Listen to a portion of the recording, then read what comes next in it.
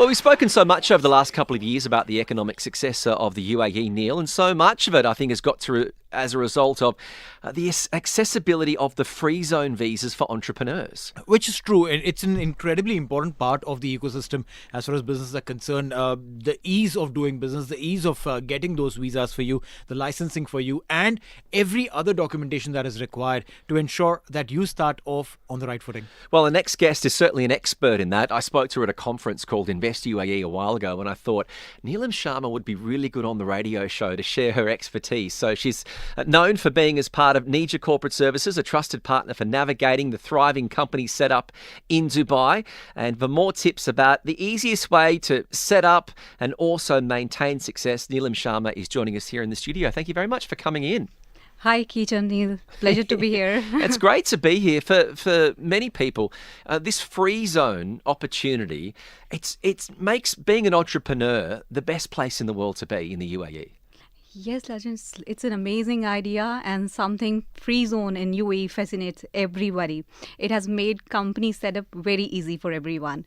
And even without having a physical office, people used to dream about having, because the cost of having an office in UAE is something daunting for everyone. Oh, yeah. But free zones have made it very easy, and all the process is completely online. So there are more than 70 free zones overall, and there are several activities where people can register their offices, and they can easily run their office outside the UAE as well, or even if they're inside.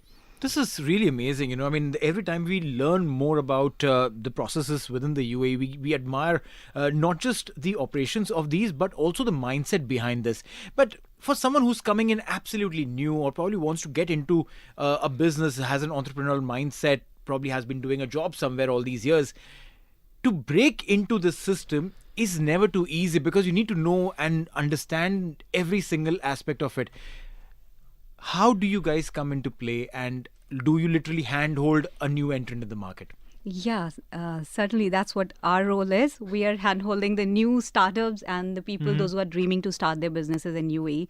We have one-to-one consulting with them. We have a team of very eligible business setup advisors where we sit on the cup of coffee and we discuss which business activity they want to start. Okay. That's most important. Second thing is like budget, what budget they are looking forward to for their business. And then third, after all discussions, once they're okay with it, we set up their businesses in free zone, mainland, in some of the cases offshore also, but that's mostly not very good for startups. That's a separate lineup for flourishing business, those who want to do business outside the UAE. So we have full A to Z solutions for them. Yeah, a lot of people must dream of running their own business, and they think it's all very easy, and then they come and they realise, there's a bit more work involved other than just my love of making coconut-smelling candles I'm looking to sell online, or whatever they're doing. How hard is it for some people to realise that they might have a skill and a craft that they're looking to harness, and then they've got to realise that's probably only 20 or 25% of their business? Definitely it's not easy. Yeah, I'm sure. It's not that easy, as it fascinates the college going students that, okay, one day I'll start my business, it's going to be my hobby or something like that. No, there has to be a complete plan, and they definitely need some right guidance, projection. In India we call a guru, right? And here we can always have best consultants are there. And hang on, we call it a guru in Australia. okay. Yeah, There you go. or mentor. We'd say Mentor. Yeah, I understand. Yeah. So there has to be a plan, and there is a research involved, a lot of research involved. So when you say there's a research involved, and I'm sure that there are mentors who've had a lot of experience in it, but what has been the most successful plan in the head, at least, or rather, what is the percentage of people who come in with a more doable plan as compared to some who just come in and say, hey, you know what, I want to have a coconut smelling cookie this time? Yeah, exactly. Yeah. One thing is they should have the knowledge about the activity. Like, it should not be that they haven't done the business, but at least the heart and core of what they are coming up. Second is the consistency. Nothing works if you're not consistent. Anything consistent can make it run, even if you start from the scratch, but consistency matters. Okay. Third is, again, the plan. You should have a plan. You should keep on working on that. Most of the businesses, they are flourishing. If they are consistent, they have right projections. Sometimes there are ups and downs, but you need to work it out. That's what a business entrepreneur is. Don't give up. And one of the best things I think about, certainly, coming to you and getting that advice is you've got someone who's experienced and has seen all of these problems before that a lot of startups do face. Most of the startups are failing because of lack of planning. Okay. Just like copying somebody else. Okay, we need fascinating titles, CEOs and all, and there is no plan, and they jump into the ocean where they don't know how much is the depth is. So most of the businesses fail that way. That I have to be honest, that really annoys me. For someone who believes in themselves and takes a huge risk as an entrepreneur and wants to start their own business. But why do they call themselves a CEO when there's only one person running the company? Just say founder or or CEO of what? Of one company? Anyway, that's my frustration. But that's the title bit, right? But Yeah. how about going back a little bit and trying to understand the concept of it? Like today, with so many tech innovations that are happening, with digital transformations and all, anyone who understands how to use Instagram probably wants to become a techpreneur. Yeah. Right? And without even really understanding how it works and what is the back end of it, I'm sure you get these requests a lot, don't you? Yes, exactly. People mostly, let's take digital marketing, but there's a lot more when it comes to running a business. Yeah. It's something like you are just having some vague idea of something and just implementing it is very difficult. And here you have to work as per the mindset of the clientele. Right. Then only your businesses are going to work. Then comes the power of the team. You need to have right people to launch your business and right team people, smart people joining in with you will make your things easier. So, a difficult question for you. There's so many opportunities and so many places to go to set up your free zone. What makes your business unique, do you think? we guide people rightly because all free zones, they have a different activity domain. It's not always good to going without a consultation there.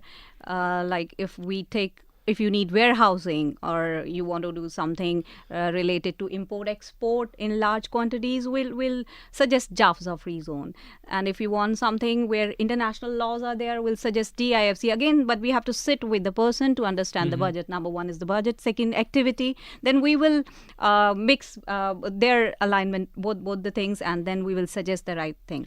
So it's not confusing if you with the right person. So in this case, from what I'm understanding, it's not just about helping them set up their license and the bank accounts and stuff. It's also about setting up their businesses, right? From the intel of your team that gets transferred into someone who's someone like me probably wants to come up with a pickleball court because I'm mighty inspired by pickleball. Yeah. Now I want to set up a pickleball court, so I could potentially come to you and say, hey, now where do I set it up? Do I go in Al Quoz where there are some 3,000 paddle courts and people might just get confused between a paddle court and a pickleball court? Yeah, it's exactly same way. It's really confusing if you do not have somebody to guide you with. And people, those who are new in Dubai or UAE, it can be daunting. It can be very, very challenging. You need to know the marketplace, ecosystem. Yep. Though things are a little easier here, as we talk about taxes and other things are much, much easier to other countries. But still understanding the compliances, launching it at the right way is very important because right beginning is half done. Wow. So, Yeah, and we've been speaking a lot about tax coming in for multinational companies that might be here. They've got that understanding. Is it still proving to be a big challenge for a lot of people setting up businesses to get their compliance ready for tax and understanding the new tax regulations? well, yes and no. It's again like you need people to handhold you. Yeah. Easy because taxation is very simple here in comparison to other countries. It's very simple. Right. And it has been introduced recently. So there is a lot of hullabaloo going on, but it's very, very simple and it's safeguarding the buyer-seller rights and it's neat to understand. But yes, there is a lot of relief for the startups. They're still not into the bracket of paying the corporate taxes and other taxes. And if you sit with the right consultant, they can make it very easy for you. Registrations are online and filing systems are very easy, but you need the people there with you. Do you also support in hiring the right talent for the right organization? Because many times, like you mentioned, that you're new to the country, you don't know too many people, you don't know even the places. Getting the right set of people in your team, if you falter there, Yeah. you've lost the battle right up. Yeah, team is the strength actually. Yes, we do. We have full business support services. We are doing taxation for the people. Then we are supporting them for the digital marketing as well. Okay. And then we have this visa, immigration visa services as well. And at the same time, then we are providing the HR services, consulting services. So we can. Okay, well, I'll ask you an easy question. What don't you do? I am exactly doing the show for the first time. So There we that's go. why I'm learning. Oh, okay. You've done that as well That- now. Nine This is also o'clock Where I'm Sunday learning from mornings, you. Free Zone Radio. I think that's what will be coming up soon. Neelam, if people do want to get in contact with you, they want to reach out and find out more, where's the best place to contact you? We have our very easy email. It's incorp@neejacs.com. We have website www.neejacs.com. They can find out all the details there, and we are very, very easily available once we just one message and call or email away. That's the best way, and the website's also a great one too. You can even just put in your name, Neelam Sharma for Neeja Corporate Services. Pump it into Google. All the details will come up. Yeah. Thank you so much for coming in to sharing some great advice. Thank you so much. We thank you for your time this afternoon. Thank you. Thank you. Talk 100.